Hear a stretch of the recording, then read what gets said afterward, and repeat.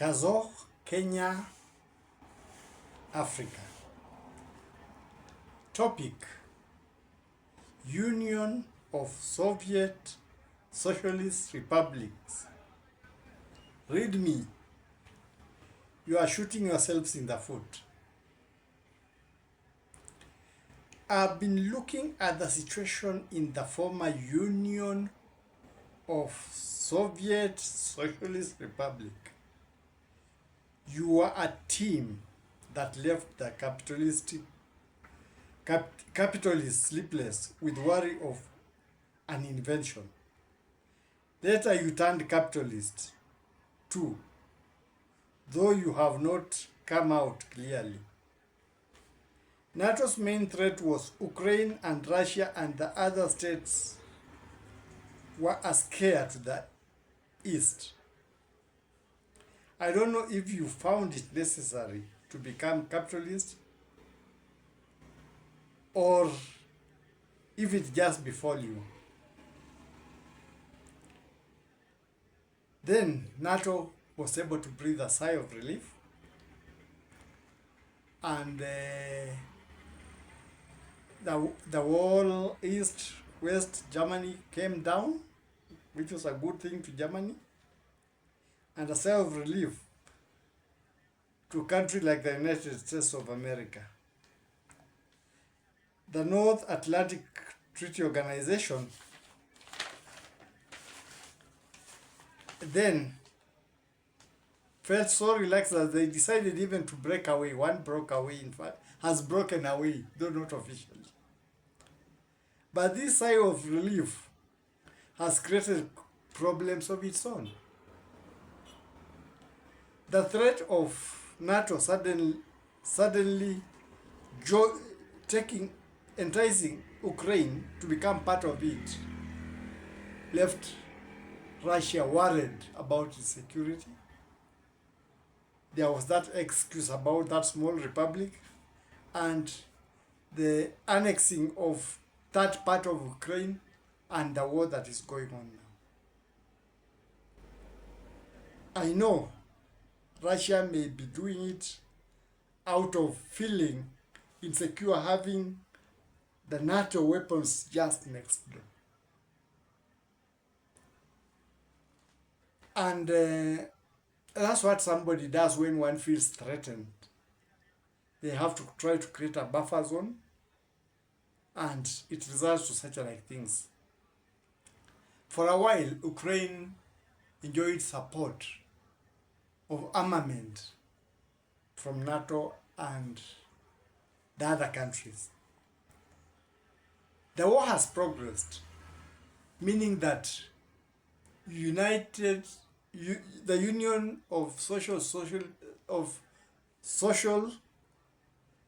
Socialist Republics was a very strong union because Ukraine has given Russia a run for its money.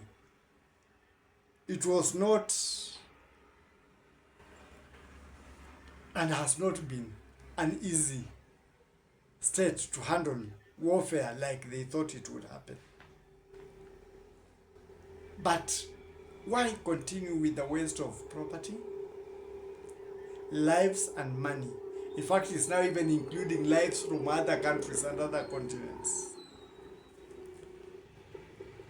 As somebody who is not versed very much with the international politics, but can be able to understand a few things here and there, I thought that NATO has given much to Ukraine. Russia has invaded a lot and also gotten support from other places, including kamikaze, what do you call them, drones from Iran and from North Korea. And even now, one of their allies is under the challenge of Americans. Mine was Ukraine as a state is a world power. In fact, it gave willingly to Russia the nuclear arsenal it had willingly surrendered. So if a country like Ukraine, because there have been talks going on, and NATO and Russia keeping over Ukraine so that it becomes sovereign alone without attacks, it can still act as a neutral country which is a buffer zone to both Russia and to NATO. It's a country that can empower itself because it is powerful.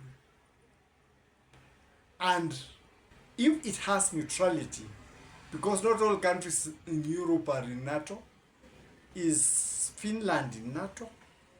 Is Norway in NATO? I don't know if Sweden is in NATO.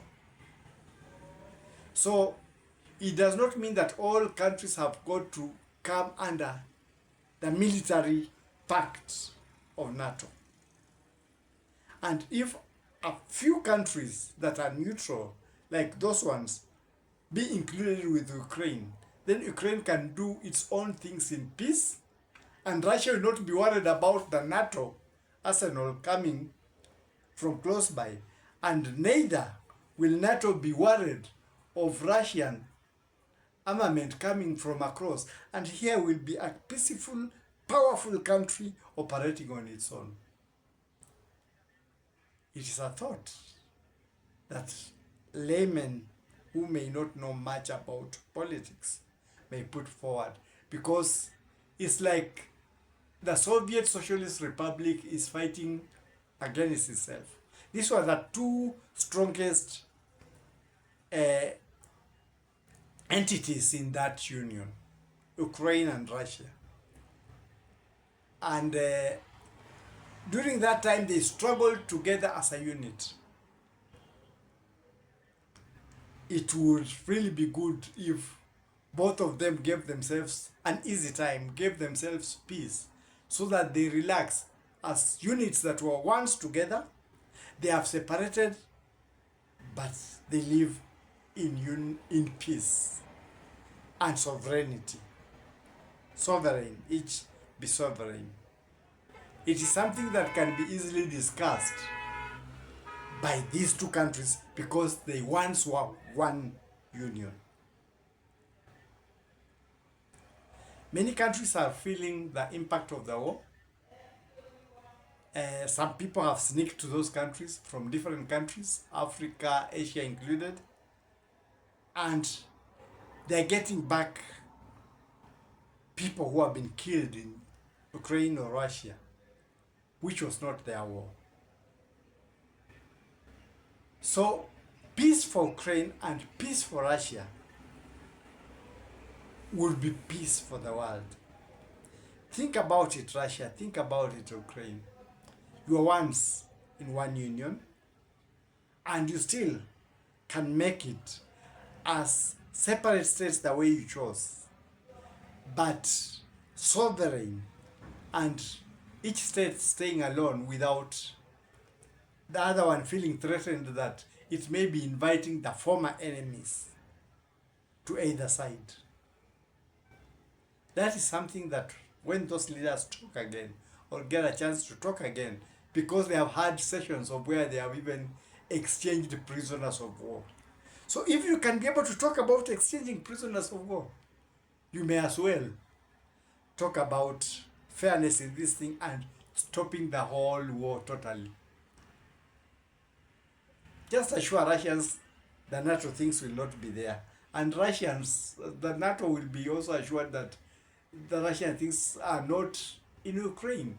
So it's a sovereign state that no country would feel so insecure that the enemy or the enemy, because now both sides are considering each other's enemy, you are the common friend. So that they feel you are a friend, but neutral to both of them.